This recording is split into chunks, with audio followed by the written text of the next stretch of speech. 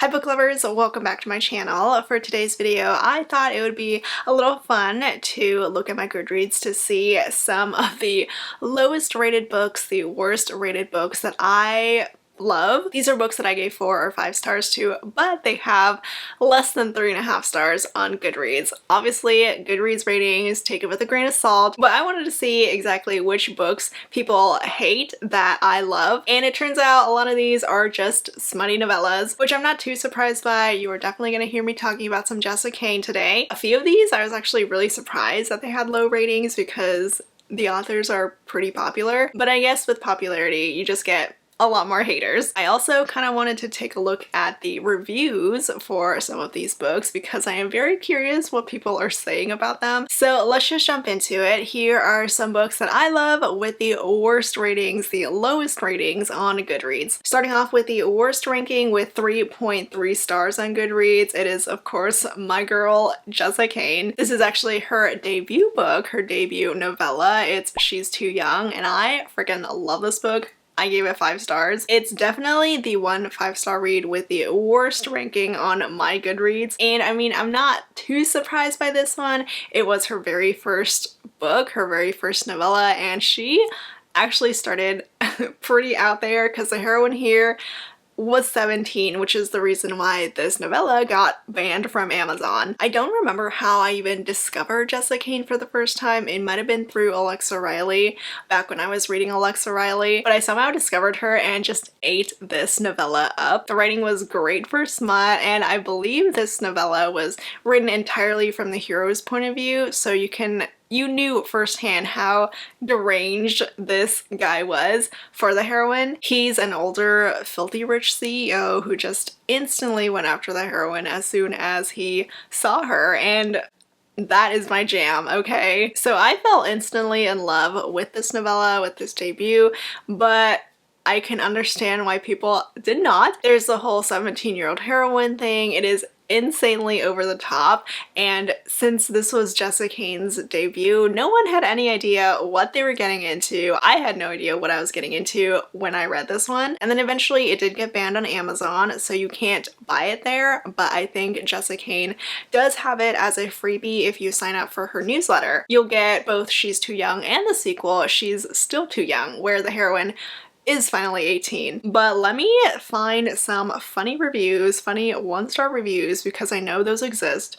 It's Jessa Kane. Her reviews on Goodreads are hilarious. Okay, this one says, I didn't believe for 1 second that a 30-year-old man who owns a company, a billionaire, would give this child a second of his time once she opened her mouth. Oh yeah, I forgot. It's also got some daddy kink, which doesn't really vibe with a lot of people, but that's just Jessa Kane. And then another one says, ugh, I feel like I need a bath in Purell, antibiotics, and holy water. This book made me depressed and horrified. I can definitely understand the holy water part because you probably feel like going to hell when you read a Jessa Kane novella. But honestly, we're off to a great start with this list. People can hate this book as much as they want. I still stand by my 5-star rating for this book. And then for my next book at 3.32 stars on Goodreads, this one I'm kind of sad that it's rated so low. It's The Unmatchmakers by Jackie Lau. This one is a very silly, very summery rom-com. Jackie Lau's books in general don't really have high ratings on Goodreads,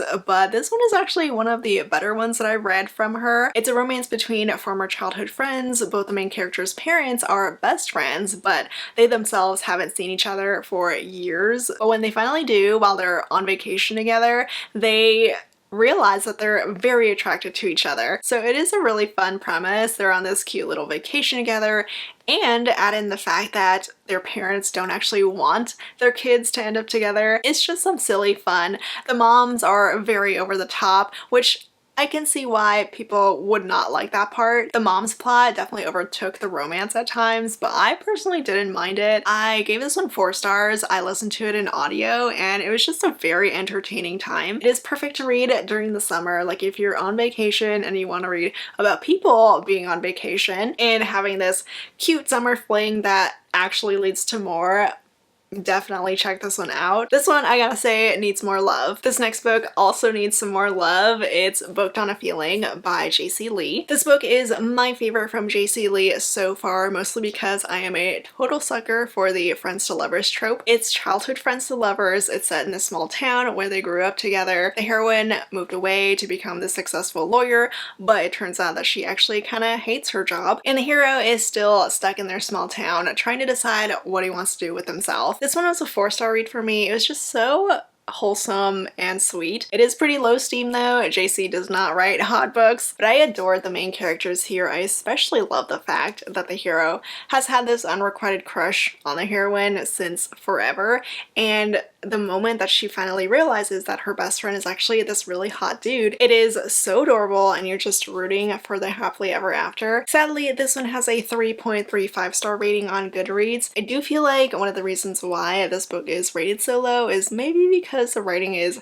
pretty simple. It's more telling and not enough showing, which I can understand. It's not my favorite type of writing, but for some reason it still worked for me here. The characters here were just very sweet, very relatable, and again, the friends to lovers trope is one of my top favorite tropes ever. The vibe here of falling in love with someone who's been under your nose your entire life, it was so good here. And then I have another novella on this list. This is at 3.36 stars. It's His Beauty by Jack Harbin. It's a Beauty and the Beast retelling, which was an instant sell for me. I love Beauty and the Beast retellings. It's also a monster romance. The Beast is a literal beast hero. He's got fur everywhere. I gave His Beauty 4 stars because I had so much fun with it. It does follow the familiar formula of a Beauty and the Beast retelling, but I did appreciate a lot of things that the author decided to change up and make things unique for the story. So don't go into this one thinking it's some sweet and wholesome Beauty and the Beast retelling, because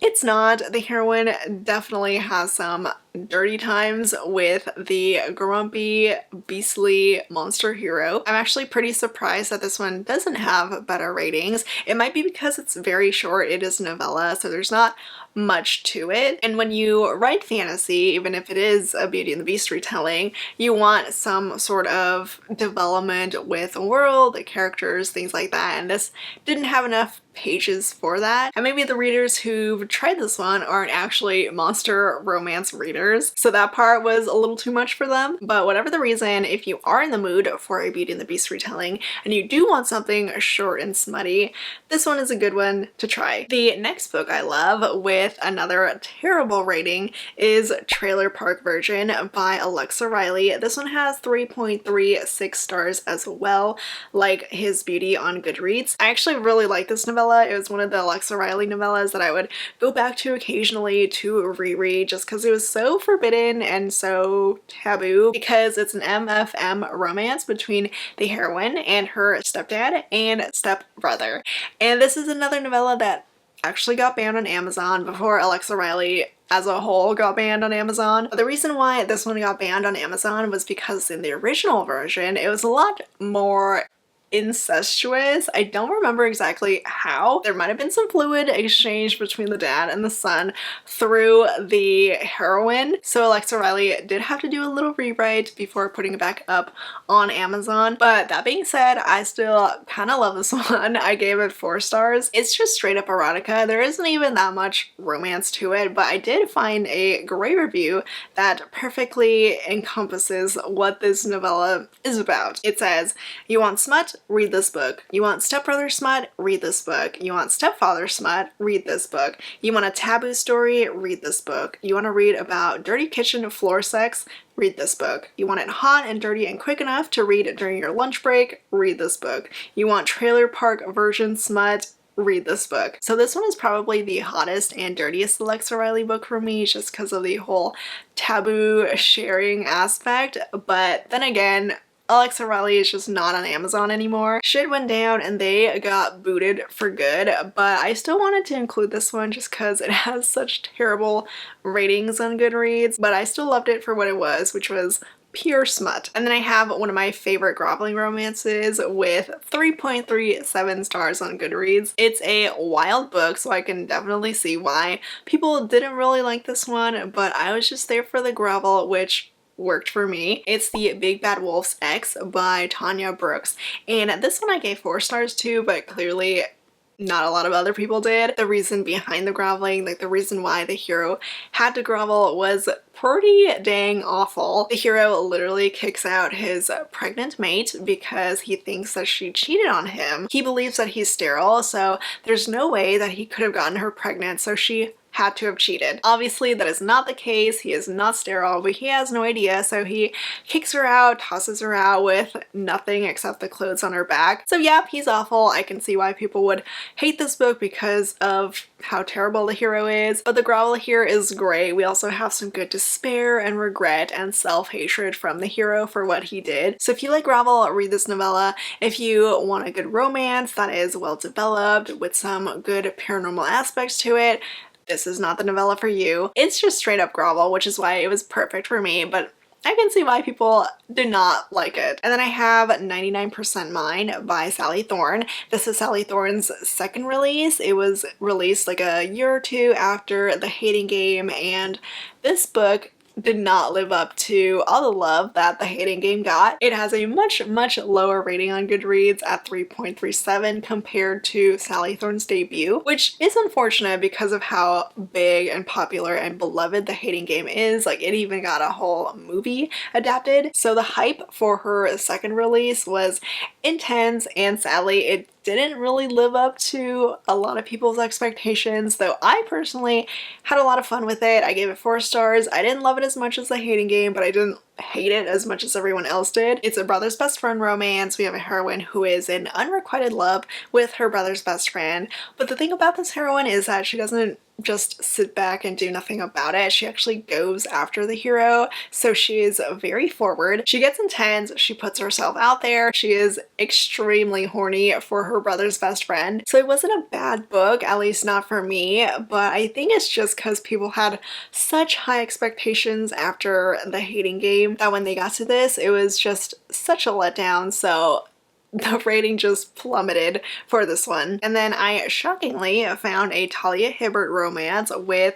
a very low rating at 3.41 stars on Goodreads. This is Bad for the Boss. It's an office romance, it's a boss-employee romance, and the heroine accidentally sends this very funny email to her boss's boss. So that's the premise, and you would think that people would eat this up, but apparently not. It is a novella, so given how short it is, how quick everything happens, I can see why people didn't love this one. I was very much into the fact that the hero was Asian. He was this older boss who was just obsessed with the heroine. So I give it 4 stars. It was a great quick read. It is very insta-lovey, very over the top, so if you don't like that stuff, this novella is not going to be for you. But if you are like me and you eat that stuff up, you need to read this one. And then this next book, I was very surprised by how low the rating for it was. It's A Merry Little Me Cute by Julie Murphy and Sierra Simone. It has 3.44 stars, and I don't really know why. Was it really that bad? Because I thought it was cute. I mean, it's a Christmas romance and the main characters are new leads in this Christmas Hallmarky movie, but the heroine actually works in the porn industry. So her going from adult film to a wholesome, clean movie is quite the adjustment. So it sounds great in theory, right? Like, I was hooked as soon as I heard about this blurb, but I guess people just didn't really like how this played out. I'm seeing a lot of reviews where people are saying that they were just so bored with this book, even though it's about a porn star, which I guess I can understand, but I was just really shocked to see a Sierra Simone book have less than 3.5 stars for an average rating, because people do love her, but I guess not so much in this book. I have another popular author here who doesn't have the best ratings for this book.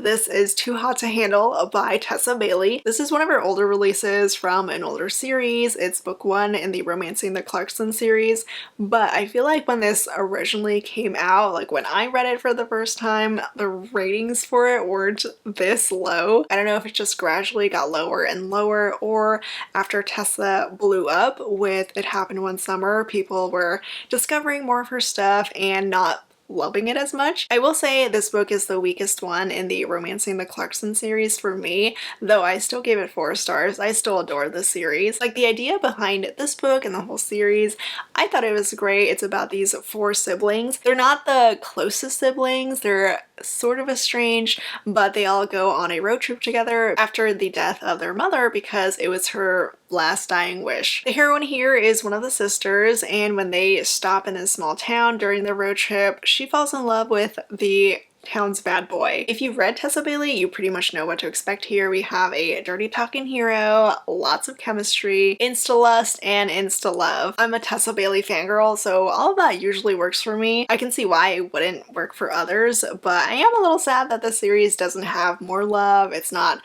quite as popular as her bigger stuff. Book 3 especially is one of my all-time favorites, but yeah, this series and this book is just not good on Goodreads. And then the final book that I have with a low rating of 3.49 is The Doctor by Nikki Sloan. I was a little surprised to see this one had such a low rating. I do adore Nikki Sloan, but I will say the first time I ever read The Doctor, I only gave it 3 stars, but then when I reread it, I gave it 4 stars. I actually completely forgot that I had already read this book when I was reading it the second time. I was like, why does this feel so familiar? I'm feeling deja vu while I'm reading these scenes. Oh yeah, it's because I already read it. It worked a lot better the second time around for me, but I still can see why people wouldn't love this one. It's a forbidden age gap romance. The heroine falls for her ex-boyfriend's dad. I believe this book came out a little bit after Birthday Girl, so it could be people were just comparing the two of them and finding this one lacking. I feel like that was my thought process the first time I read The Doctor. Let me actually check the dates for these because I'm curious. So yes, Birthday Girl came out in April 2018, and then The Doctor came out in August 2018.